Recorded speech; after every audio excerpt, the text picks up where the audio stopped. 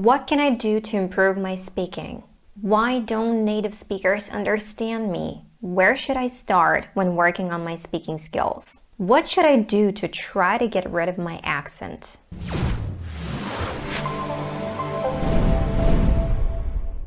I get these types of questions literally every other day. Speaking is important.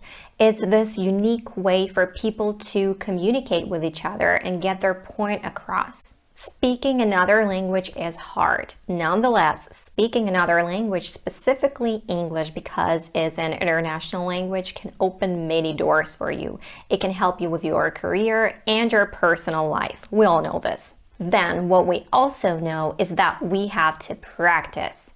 We actually have to get those words and sentences out of our mouths every single day as much as possible. It's key. The thing that distinguishes a professional from an amateur is that a professional never stops learning and working to improve their skills. Some people just don't do this and complain that they can't speak. Some people are just very resistant to this whole idea of practicing because it's hard work and it has to be consistent. But we're not talking about those people right now because, and thankfully, there are those, and you're one of them if you're watching this video, that do practice and learn, but sometimes you just hit a plateau. It's when you reach a certain level and then you're stuck. It's like there's no progress anymore. Well, based on my personal experience and on my experience working with my students, I'll tell you, one thing that is frequently overlooked and underestimated, but has a large impact on your speech is stress, word stress and sentence stress. Not getting the stress right messes with people's pronunciation big time. Maybe you have heard that English is stress-timed language, which means some syllables will be longer, stressed ones, and some syllables will be shorter, unstressed ones, compared to syllable-timed languages where each syllable takes approximately the same amount of time. Putting the stress in the wrong place makes it difficult for native speakers to understand that word, let alone the whole sentence, and it can even change the meaning of the word. However, putting the stress in the right place usually helps us with knowing where a true vowel has to be pronounced and that all the rest of the syllables have to be reduced, meaning that those other vowels have to be pronounced as a schwa.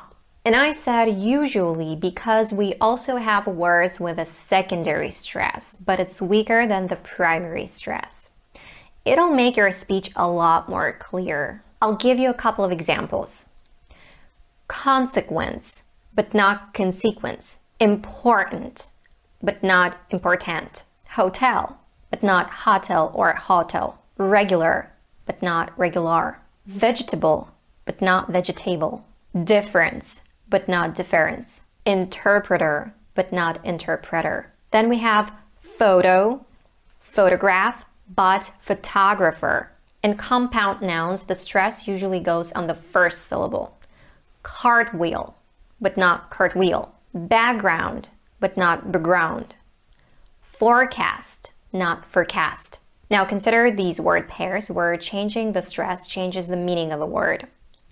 Contract and contract. Present and present. I have the whole video with these words compared. The same goes for sentences. In a sentence, we stress content words that are important for a message. Therefore, we need them to stick out. And we reduce function words, those that serve their purpose, of course, but we don't need to pay our listeners' attention directly to them. That is what creates this nice rhythm to the American pronunciation, that contrast that non-native speakers really struggle with. So, when a native speaker is listening to someone, their ear hears those important words. That's how they get the gist of a message. But when people stress every single word, thinking that they are being very clear, or when they stress a wrong word in a question or a sentence, it will take a native speaker a second to think and try to make out what those people are trying to say. Consider these examples that I took from an accent reduction introduction lecture from the University of South Carolina. They will give you an idea of stressed and reduced words. When you say them, you can clap to feel the rhythm. Cows eat grass. The cows eat the grass. The cows are eating the grass. The cow's been eating the grass. It's a great illustration of a stress-timed language. Even though each sentence has a different amount of words, it takes the same amount of time to say them because of this contrast between stressed and reduced words. The cows have been eating the grass. Nobody talks like that. Now, listen to this example. The cows are eating the new grass.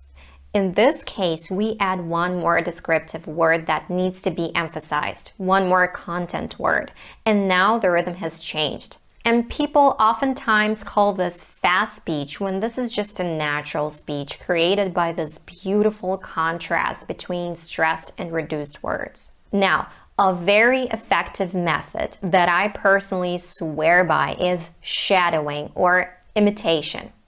It's when you copy a native speaker's speech, exactly what they say and how they say it, stressing the words they stress and using the intonation they use. How to know that you're imitating correctly? And now I want you to take a look at a very good example of shadowing. Are you talking to Me? Yes, I was talking to you. Now, why don't you go celebrate your freedom with your own friends?